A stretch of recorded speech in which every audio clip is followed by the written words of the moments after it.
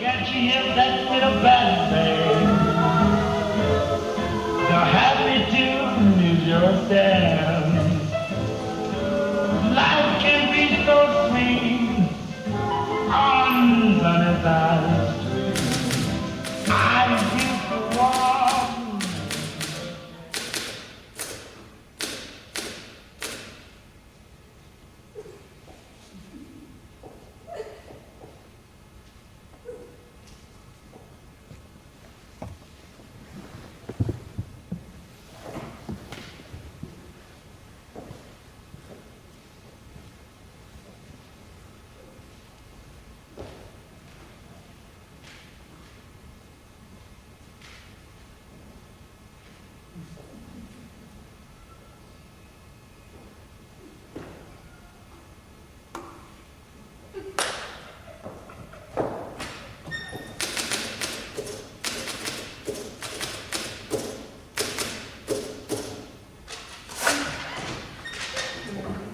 My, that kitchen's hot. What, Nancy? I say the kitchen's awful hot. That new candy I'm making just won't ever get cool. You have to make candy today, Essie. It's such a hot day. Well, and when I've got a bunch of new orders, I've got all those new orders. Oh, if this keeps on, I suppose you'll be opening up a store. Well, that's what I was saying last night. But I told him no. I'm going to be a dancer. The only trouble with dancing is it takes so long. You've been studying such a long time. Well, only 8 years. After all, you've been writing plays for 8 years, Mother. We started about the same time, didn't we? Yes, but you shouldn't count my first 2 years because I was learning to count. I think your hand is burning up now, Mrs. Oh, thanks, Reba. I'll bring some in, Mother. I want you to try it. Have you finished the second act, Miss Sycamore? What, Reba? I said, have you finished the second act? Oh, no, Reba. I just got Cynthia entering the monastery. She was at the Kit Kat Club, wasn't she? Well, she gets tired of the Kit Kat Club, and there's this monastery, so she goes there. Do they let her in? Oh, I made it Visitor's Day, so of course anybody can come. Oh, so she arrives on Visitor's Day and just stays. You mean she stays all night? Oh, yes, she stays 6 years. 6 years. Oh, my. I bet she bust that monastery wide open.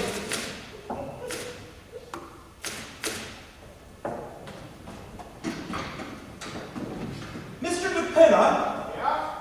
Mr. DePinna, will you bring up one of those new skyrockets we just made? Sure. Look, Penny, what do you think of these little firecrackers we just made? We can sell them. 10 strings for a cent. Watch.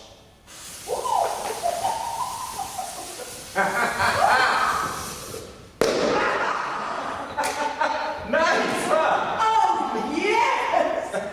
Paul, dear, were you ever in a monastery? No, I wasn't. Oh, Wait till you see the new rockets. Gold stars, then blue stars, then some bombs, and then a balloon! Mr. DePinna thought of the balloon. oh, that sounds lovely. Did you do all that today? Sure, we made up our here we are. Look, Penny. Cost us 18 cents to make, and we sell them for 50. How many do you figure we can make before the 4th of July, Mr. DePinna? Well, we've got 2 weeks left. What day were you want to take those to Mount Vernon? About a week. You know, we're going to need a larger booth this year. We got a lot of stuff made up. Come on, we're not through yet. You know, Mr. Sycamore, I think the powder chamber is a bit too close to the balloon. Well, we've got the stars and the bombs in between. Yeah, but a balloon needs plenty of time. Come on, let's go down in the cellar and try it. Mr. DePinna, if a girl you loved entered the monastery, what would you do? Oh, I don't know, Mrs. Sycamore. It's been so long. Is Miss Alice going to be home to dinner tonight? I don't know. Maybe. Well, she's only been home 1 night this week, but I'll set a place for her. Yes, I know. Oh, Miss Essie's making some mighty fine candy in the kitchen. She's trying something new with cocoa nuts. Uh-huh, that's nice. Let's see, 6 and Mr. DePinna makes 7, and if Mr. Kaufman comes, that makes 8, doesn't it? Yes, I'm looking at 8. Rita, I think I'll put this play away and go back to the war play. Oh, I've always liked that sort of the war play. Boom, boom. They'll be better when they're harder, Mother. But try one. I'd like to know What do you call them? I think I'll call them love dreams. Oh, that's nice. I'm going back to my war play. Essie, what do you think? Oh, are you, Mother? Well, I sort of got myself into a monastery and I can't get out. Oh, well, it'll come to you, Mother. Remember how you got out of that brothel? Oh. The snakes look hungry. Did Rita feed them? Oh, I don't know. Rita, did you feed the snakes? No, Donald's coming and he always brings flies with him. Well, try to feed them before Grandpa gets home. You know how fussy he is about that. Yes, And here, take Groucho and Harpo into the kitchen with you. Leave on have another love drink. Mr. DePinna was right about the balloon. It was too close to the powder. Well, have a love drink, Father. They're on the table. No, thanks. I gotta watch. I'm going back to the war play, Paul. Oh, that's nice. We're putting red stars after the bombs and then the balloon. That ought to do it. You know, Mr. Klinkoff says I'm his most promising pupil. You know, with 40 months and one girl, something would happen, you think. S-C-A-S-C.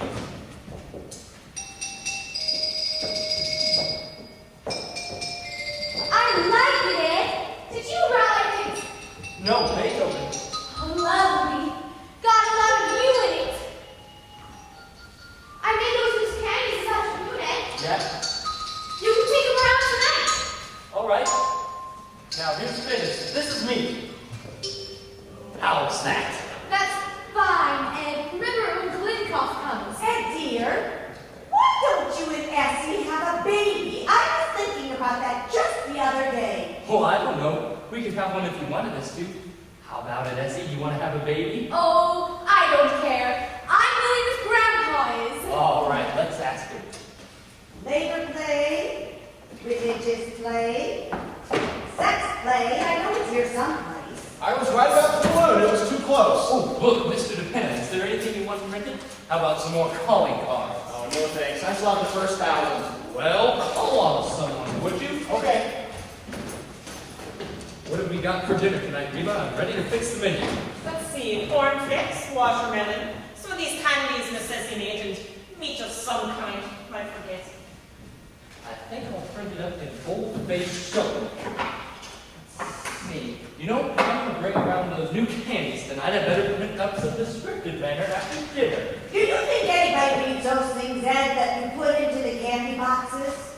Oh, here's my war play. Poison gas. Oh, that must be Donald looking dream and smile. The boyfriend, eh, Reba? They're awfully cute, Donald and Reba. Hello, Reba. Hello. How have you been? Oh, I've been all right. And how are you, Mrs. Sycamore? Oh, very well, thank you. Donald, Yes, ma'am. were you ever in a monastery? No, I don't go no place much. I'm on relief. Ah, yes, of course. Here's the size, Reba. I've got a whole mess of them today. You sure did. I see you've been working, Mrs. Sycamore. Oh, yes, indeed, Donald. And how's Grandpa? Oh, just fine. He's over at Columbia this afternoon, commencement exercises. My. How the years do certainly roll round. M-E-A-T. What's he go there for all the time, Penny? Oh, I don't know. It's so handy just around the corner. Oh, Donald. Mr. DePinna and I are going to take the fireworks up to Mount Vernon next week. Do you think you could give us a hand? Yes, sir. Only I can't take no money for it this year. If the government finds out I'm working, they'll get sore. Oh, Ed! I got a wonderful idea in the bathroom just now. I was reading Trotsky. It's yours, isn't it? Yes, I left it up there. Who's that? No. Trotsky, the Russian Revolution. Oh? Anyhow, it struck me it would make a great fireworks idea. Remember the last days of Pompeii? Oh, yes, Palisades Park. That's where we met. Well, I'm going to do the Russian Revolution, a full-hour display. Oh, that sounds wonderful. And the red fire's the flag. Sure, and the Tsar and the Cossacks. Hello, Grandpa. Well, sir, you should have been there. That's all I can say. You should have been there. Was it a nice commencement, Grandpa? Oh, wonderful. They get better every year. Well, you don't know how lucky you are, your snakes. Big class this year, Grandpa? How many were there? Oh, must have been 2 acres. Everyone graduated, and the speeches were much funnier than last year. You want to hear a good speech? You should listen to Father Klein. Oh wait, they'll have him at Columbia. Donald, would you tell Reba that Grandpa's home now and we won't wait for Miss Alice? Yes, Mom. Reba, Grandpa's home. We can have dinner. We made a new style out today, Grandpa. Wait till you see it. Evening, Grandpa. Evening, Mr. DePena. Didn't we make a fine rocket today, Mr. DePena? We sure did. Wonder why they don't have fireworks at commencements. Don't make enough noise. You take a good commencement order, he'll drown out a whole carload of fireworks. Save just as much, too. Well, don't the graduates ever say anything? No, they just sit there in their cap and nightgown, get their diplomas, and then about 40 years later, they suddenly say, "Where am I?" Good afternoon, Grandpa. Have a nice day. Good afternoon. Have a nice day. Don't I even get a kiss? Excuse me, Grandpa. I'll take a tomato, too. No, I could have used a couple of these this afternoon. Father? No, thanks. Mother? No, thank you, dear. Go ahead and play something again.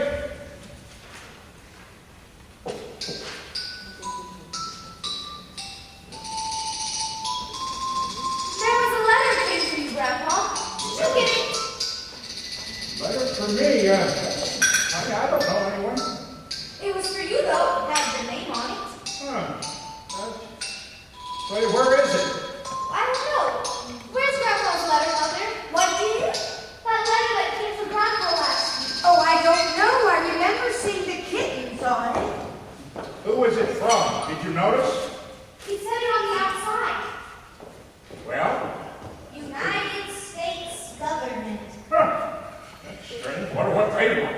There was one before that, too, from the same people. There was a couple of them.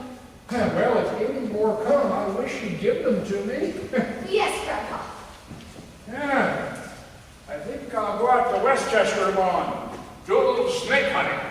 God is the state. The state is God. What's that? God is the state. The state is God. Who said that? Trotsky. Oh, it's all right. I thought you said it. It's good for print, you know, nice and short. G-O-D space I-S space T-H-E space. And so the beautiful princess came into the palace and kissed her mother and her father and her grandfather. Hello, darling. Hi, Grandpa. And what do you think? They all turned into Sycamore family. Surprise! Oh, Alice, I like it. Do you? It's new, isn't it? It looks nice and summery. Where'd you get it? I took a walk during lunch hour. You've been taking quite a few walks lately. That's the second new dress this week. I just like to brighten up the office every once in a while. I'm known as the K. Francis and Kirby Company. Well, what's new around here in ways of play, snakes, ballet dancing, or fireworks? Dad, I bet you've been down in that cellar all night long. Huh? Are you going back to the war play, Alice? Oh, really, Mother? Oh, and play Alice that Beethoven thing that you wrote. You know, you could mail a letter all the way from Nicaragua now for 2%. Really? Kenneth, my virginity is a priceless thing to me. Listen, people, listen! I'm not home for dinner. A young gentleman is calling for me. Really? Who is it? Well, isn't that nice? I did everything possible to keep him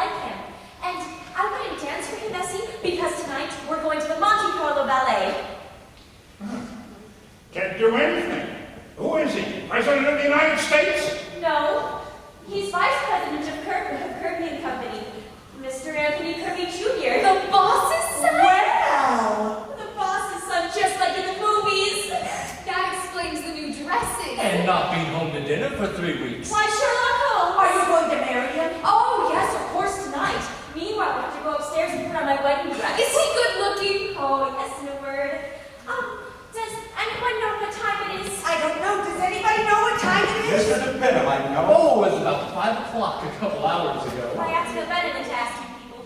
Will you let me know the minute he comes, please? Oh, of course, Alice. Yes, I mean the minute he comes. Why, of course. Well, be sure.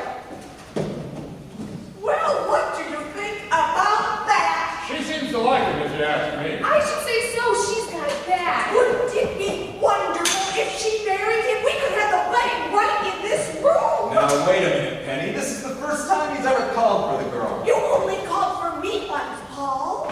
Young people are different nowadays. Oh, I don't know. Look at Andy. He came to dinner once and just stayed. Anyhow, I think it's wonderful, don't you, Grandpa? Well, she certainly seemed happy about it. Oh, he must be crazy about her. Maybe he's the one who's been taking her out every night. Oh, there he is! Never mind, Rita. I'll answer it. Now, remember what Alice said? And be very nice to him. Well, let's take a look at him. Well, welcome to our little home. How do you do? Oh, I'm Alice's mother. Come right in. Well, here we are.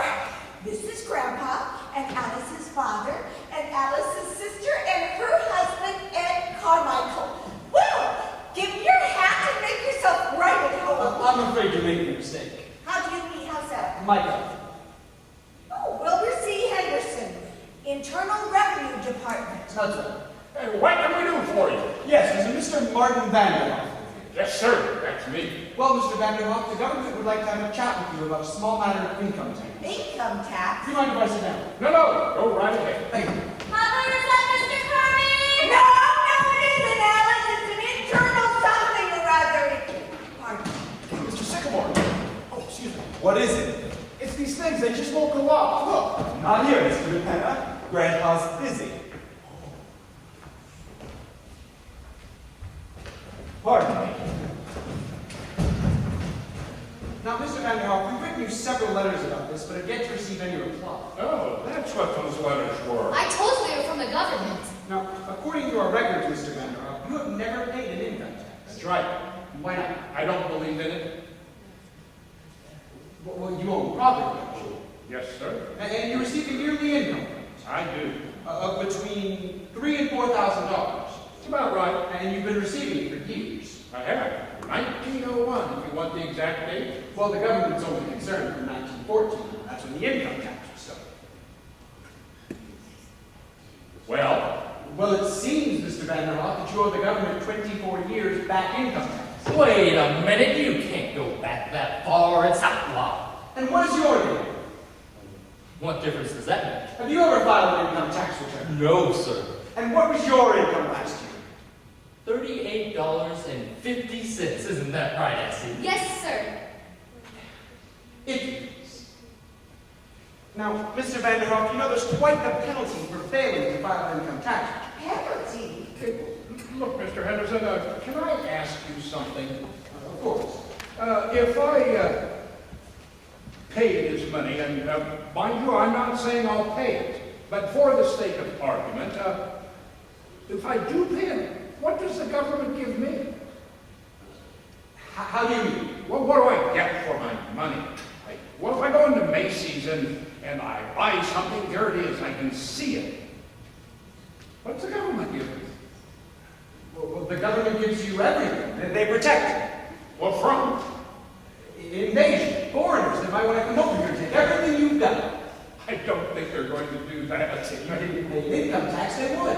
How else do you think the government pays with the Army, the Navy, with all those tanks and battleships? Oh, we haven't used battleships since the Spanish-American War. What did we get out of it? Cuba. And we gave that back. I wouldn't mind paying if it were for something sensible. Sensible. Well, what about the Supreme Court, Congress, and the President? We've got to pay them. Not with my money, no sir. No, wait. I'm not here to argue. All I know is that if you haven't paid an income tax, you've got to pay it. They've got to show me. We don't have to show you anything. I just told you all those buildings down in Washington.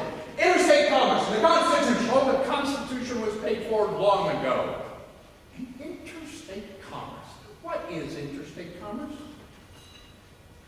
There are 48 states. You see, and without interstate commerce, nothing can go from one state to another. You see? Why not? They got fences? No, they haven't got fences. They've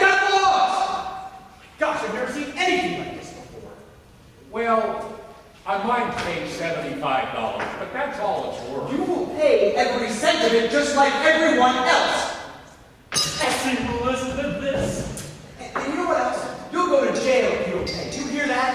That's the law. And if you think you're bigger than the law, you've got another thing coming. You're no better than anyone else, and the sooner you get that through your thick head, the better you'll hear from the United States government. That's all I can say. Look out for the snakes.